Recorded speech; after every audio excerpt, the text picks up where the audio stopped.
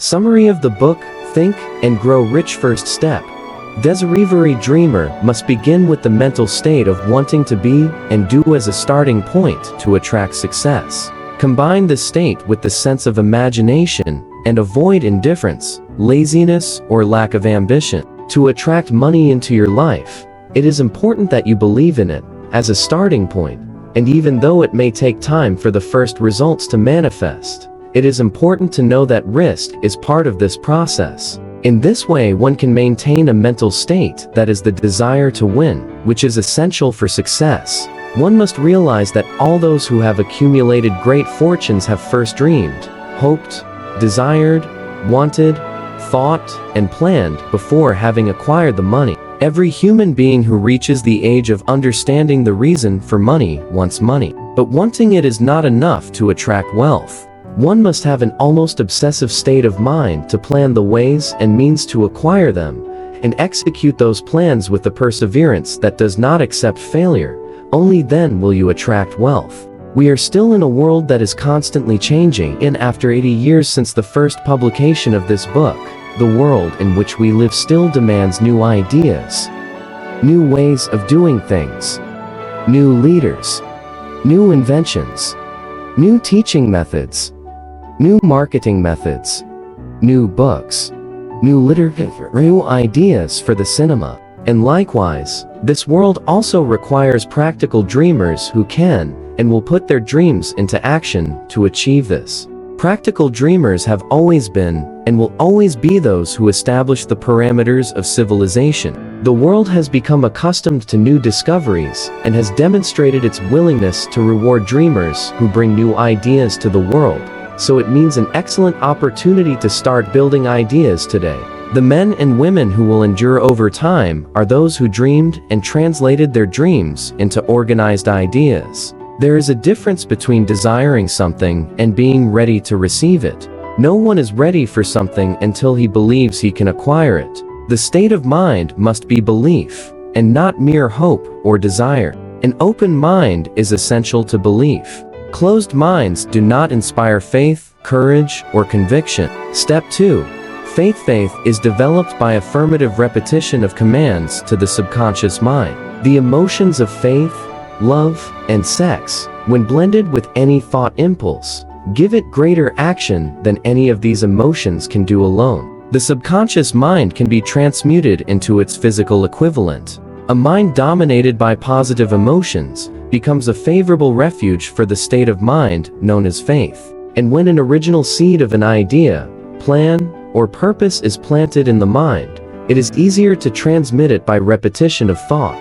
As you take inventory of your mental assets and liabilities, you will find that your greatest weakness is lack of self-confidence. This handicap can be overcome and timidity converted into courage by the principle of autosuggestion. The application of this principle can be done by writing down positive thought impulses, memorizing them, and repeating them until they become a part of the workings of your subconscious mind. I invite you to see the exercises in this reading for more detail on this paragraph. The subconscious mind, the chemical laboratory in which all thought impulses are combined and prepared for translation into physical reality, makes no distinction between constructive and destructive thought impulses. It works with the material we feed it through our thought impulses. The subconscious mind will translate into reality a thought conveyed by fear just as easily as it will translate into reality a thought driven by courage or faith. The methods of the past, based on economical combinations of force and fear, will be replaced by the more just principles of faith and cooperation. So it is important to conclude that both poverty and wealth are derived from thinking. Step 3. Autosuggestion. This step refers to the means of influencing the subconscious mind. Autosuggestion is a term applied to all suggestions and all self-administered stimuli that reach our mind through the 5 senses. In other words, autosuggestion is self-suggestion. It is the agency of communication between that part of the mind where conscious thought takes place and that which serves as the seed of the action of the subconscious mind. An individual may willingly feed his subconscious mind with thoughts of a constructive nature, or, through negligence, Allow thoughts of a destructive nature to find their way into that rich garden of the mind. As you visualize the money you intend to accumulate, see yourself performing a service or delivering the merchandise you intend to give in exchange for that money. This is important. Man can become the master of himself and his environment because he has the power to influence his own subconscious mind and through it to achieve the cooperation of finite intelligence. Step 4. Specialized knowledge. There are two kinds of knowledge. One is general and the other is specialized. The accumulation of great fortunes requires power, and power is acquired through highly organized and intelligently directed specialized knowledge. But knowledge need not necessarily be in the possession of the man who accumulates the fortune. The man who can organize and direct a work team made up of people who possess knowledge useful for the accumulation of money is as educated as any member of his team. Anything that is acquired without effort and without cost is generally little appreciated and often discredited. One of the strange things about human beings is that we value only that which has a price. People have one weakness for which there is no remedy. It is the universal weakness of lack of ambition. Step 5. Imagination. The workshop of the mind. Imagination is literally the workshop where all the plans created by man are forged. Of all the ages of humanity, this is the most favorable for the development of imagination, because it is an age of rapid change. Everywhere, one can connect with the stimuli that develop the imagination. Man's only limitation within reason is found in the development and use of his imagination. The imaginative faculty works in two ways. One of them is known as synthetic imagination, and the other as creative imagination. Synthetic imagination. Through this faculty, one can modify old concepts, ideas, or plans in new combinations. It is the faculty most used by the inventor. Creative imagination. Man has direct communication with infinite intelligence. The great leaders of business, industry, and finance, and the great artists, musicians, poets, and writers were great because they developed the faculty of creative imagination. Desire is only a thought, an impulse. It is vague and ephemeral. It is abstract and has no value until it has been transformed into its physical counterpart. While synthetic imagination is most often used in the process of transforming the impulse of desire into money, you must be aware of the fact that you may be faced with circumstances and situations that require the use of creative imagination. Ideas are the starting points of all fortunes. Ideas are the product of imagination. An idea is an impulse of thought that stimulates action by means of an appeal to the imagination. That is how ideas are. First you give life, action, and direction to ideas, and then they take on their own power and remove all obstacles. Ideas are intangible forces, but they have more power than the physical brains that create them. They have the power to continue living after the brain that creates them has returned to dust. Step 6. Organize planning. Crystallization of desire into action. If the first plan you adopt does not succeed, replace it with another, and if this new plan does not work, then replace it with another, and so on, until you find a plan that works. This is the point where most men meet with failure, because of their lack of perseverance in creating new plans to replace those that have failed. If your experience turns out to be a failure, it will be for the reason that you lack the fire of perseverance to reconstruct your plans. There are two kinds of people in the world. The first are leaders and the second are followers. Most great leaders began as followers. They became great leaders because they were intelligent followers. With few exceptions, the man who cannot follow a leader intelligently will not be able to become an effective leader. The man who can follow more quickly. An intelligent follower has many advantages, among them the opportunity to gain knowledge from his leader. These are the main qualities of leadership. 1. Unwavering courage based on knowledge of oneself and one's occupation. 2. Self-control. 3. A great sense of justice. 4. Precision in decisions. 5. Precision in plans. 6. The habit of doing more than one's share. 7. A pleasant personality. Leadership demands respect. 8. Sympathy and understanding. 9. Mastery of details. 10. Willingness to assume full responsibility. 11. Cooperation. There are two forms of leadership.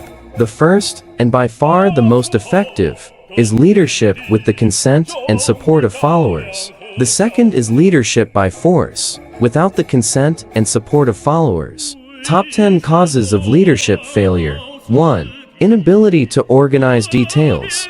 2. Unwillingness to render humble service. 3.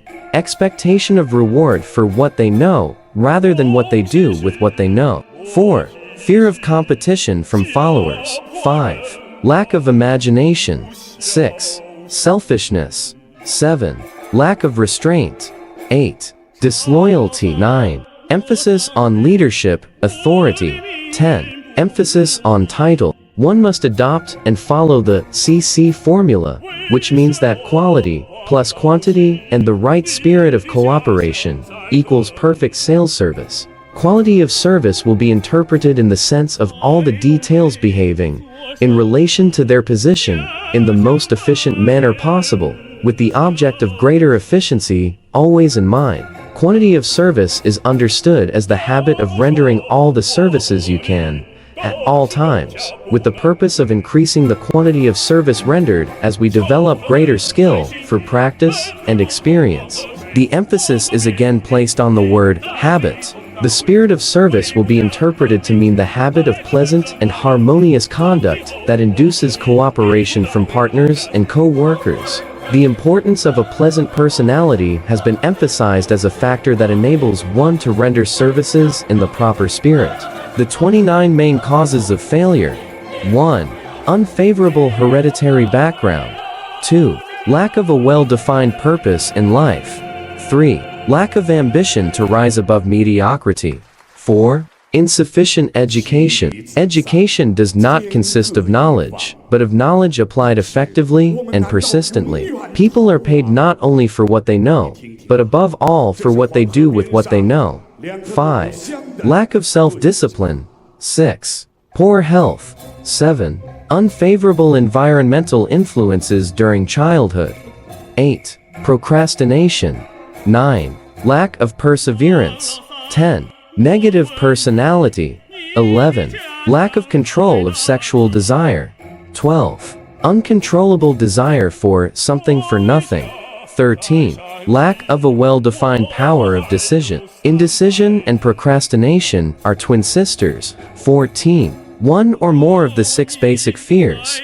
15. Wrong selection of a marriage partner. 16. Overcaution. 17. Wrong selection of business associates. 18. Superstition and prejudice.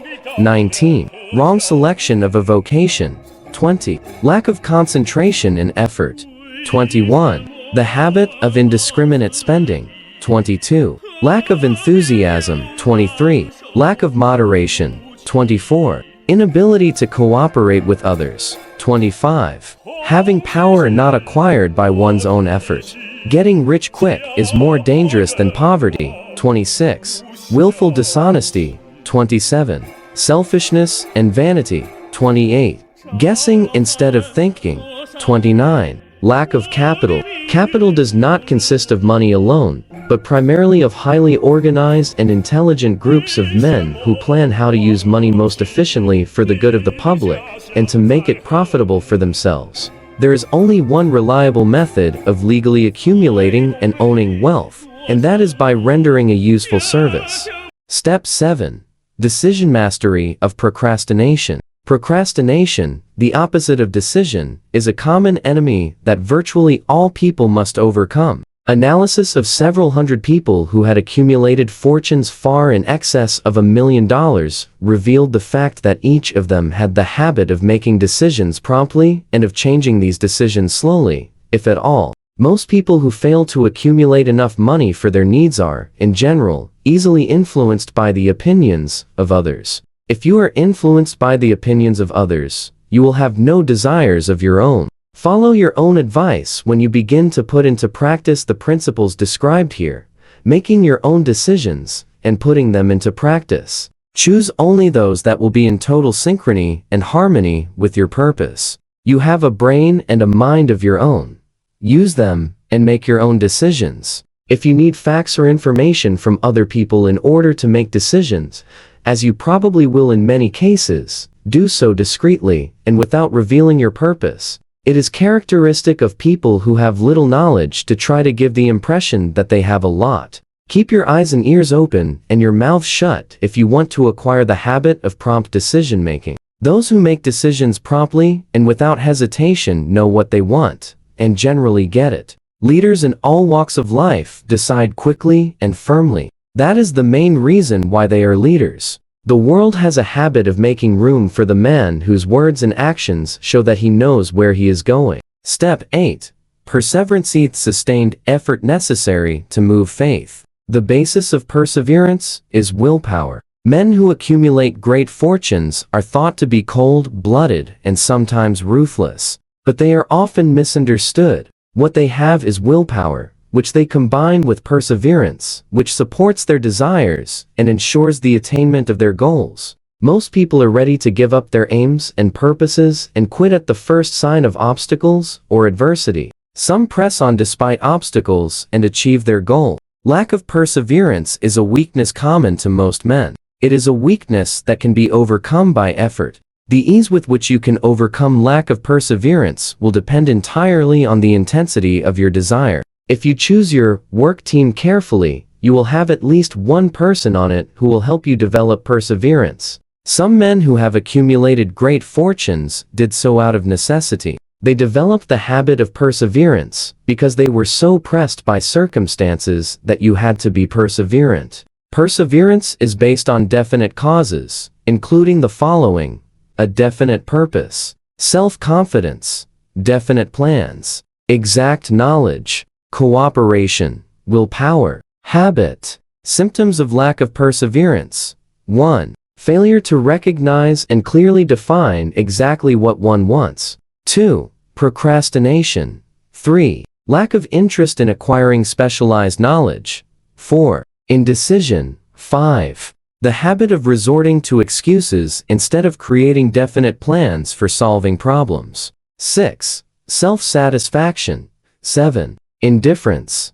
8. The habit of blaming others for one's mistakes and accepting that unfavorable circumstances are inevitable. 9. Weakness of desire. 10. The will, or even the tendency, to give up at the first sign of defeat. 11. Lack of organized plans. 12. The habit of not insisting on one's own ideas. 13. Wanting instead of desiring. 14. The habit of settling for poverty instead of aspiring to wealth. 15. Seeking every shortcut to wealth. 16. Fear of criticism. Fear of criticism is responsible for destroying most ideas that never reach the planning and action stage. Wealth does not respond to desires. It responds only to definite plans, backed by concrete desires, through constant perseverance. Step 9. Team power. Power, as the term is used here, refers to the organized effort that enables one person to transmute desire into its monetary equivalent.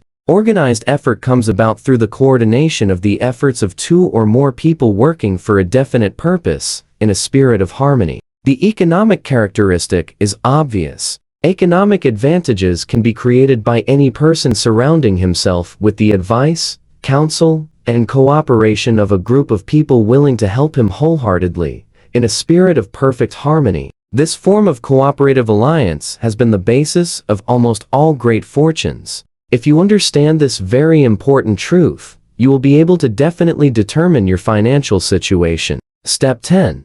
The mystery of sex transmutation. The meaning of the word transmute is, in simple terms, the change or transfer of one element or form of energy to another. The emotion of sex brings with it a state of mind. The desire for sexual expression is innate and natural. Desire cannot, and should not, be stifled or eliminated. However, it must be given an outlet through forms of expression that enrich the body, mind, and spirit of man. If it is not given this outlet through transmutation, it will try to do so through purely physical channels. If it is not transmuted into creative effort, it will find a less worthy outlet. Fortunately, the person who discovers how to give an outlet to sexual emotion through some kind of creative effort will rise to the rank of a genius. The 10 stimuli of the mind. The human mind responds to stimuli through which it can be excited to high levels of vibration, known as enthusiasm, creative imagination, intense desire, etc. The stimuli to which the mind responds most freely are the following. 1. The desire for sexual expression. 2. Love. 3. An ardent desire for fame, money, or financial gain. 4. Music. 5. Friendship between persons of the same sex or of the opposite sex. 6. A team alliance based on the harmony of two or more people who join together for spiritual or temporal progress. 7. Mutual suffering, such as that experienced by people who are persecuted. 8. Autosuggestion. 9. Fear.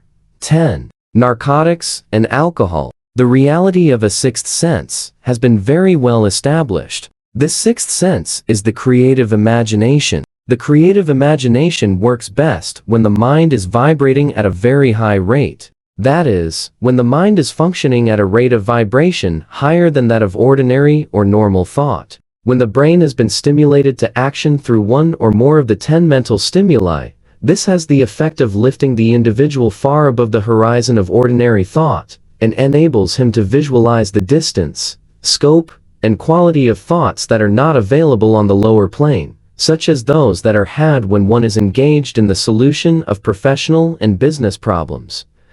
This energy can be communicated to others through the following means. 1. Handshake. 2. Tone of voice. 3. Posture and body carriage. 4. Thought vibrations. 5. Body bodification. The ages of 30 and 40. Man begins to learn the art of sex transmutation. This discovery is generally accidental, and more often than not, the man who makes it is totally unconscious of his discovery. The road to genius lies in the development, control, and use of sex, love, and romance. The process may be briefly expressed thus: encourage the presence of these emotions as the dominant thoughts in a person's mind, and discourage the presence of all destructive emotions. The mind is a creature of habit.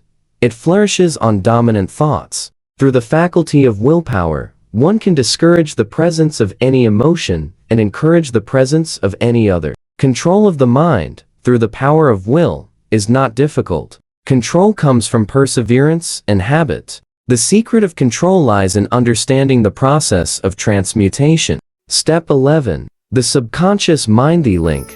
The subconscious mind receives and files away sensory impressions or thoughts, regardless of their nature. You can voluntarily plant any plan, thought, or purpose you desire into your subconscious mind and translate it into its physical or monetary equivalent. The subconscious acts first upon the dominant desires that have been combined with emotional sensations, such as faith. Remember that your subconscious mind functions voluntarily, whether or not you make any effort to influence it. This naturally suggests to you that thoughts of fear and poverty, as well as all negative thoughts, serve as stimuli to your subconscious mind. Unless you master these impulses and give them more desirable food to feed on, everything that man creates begins in the form of a thought impulse. Man cannot create anything that he has not first conceived in his thoughts. Through imagination, thought impulses can be transformed into plans. Imagination, when under control, can be used to create plans or purposes that lead to success in a chosen occupation. The 7 main positive emotions. 1. Desire. 2. Faith. 3. Love. 4. Sex. 5. Enthusiasm. 6. Romance. 7. Hopemaster. These 7 emotions, which can only be mastered by use, and the other positive emotions will be at your disposal when you need them. We will not be conscious of money if we fill our minds with negative emotions. The 7 main negative emotions. 1. Fear. 2. Jealousy. 3. Hatred. 4. Revenge. 5. Greed. 6. Superstition. 7. Anger. Positive and negative emotions cannot occupy the mind at the same time. One must predominate. It is your responsibility to ensure that positive emotions constitute the dominant influence of your mind. In this regard, the law of habit will come to your aid. Get into the habit of applying and using positive emotions. In time, these will dominate your mind so completely that the negative ones cannot enter 12th step, the brain ascending and receiving station for thought. The creative imagination is the receiving apparatus of the brain which receives thoughts released by the brains of other people. It is the agency of communication between the conscious mind, or reasoning, and the four sources from which thought stimuli can be received. The subconscious mind is the sending station of the brain through which thought vibrations are transmitted. 13th step. The sixth senseth door to the temple of wisdom. The sixth sense through which infinite intelligence can and will communicate voluntarily, without any effort or demand on the part of the individual. The sixth sense is that part of the subconscious mind which has been termed the creative imagination. It has also been called the receiving apparatus, through which ideas, plans, and thoughts flash into the mind. Flashes are sometimes called hunches or inspirations. The sixth sense is probably the medium of contact between the finite mind of man and the infinite intelligence, and for this reason, it is a mixture of the mental and the spiritual. It is believed to be the point at which the human mind comes into contact with the universal mind. The starting point of all achievement is desire. The end point is that branch of knowledge which leads to understanding, to the understanding of oneself, to the understanding of others, to the understanding of the laws of nature, to the recognition and understanding of happiness.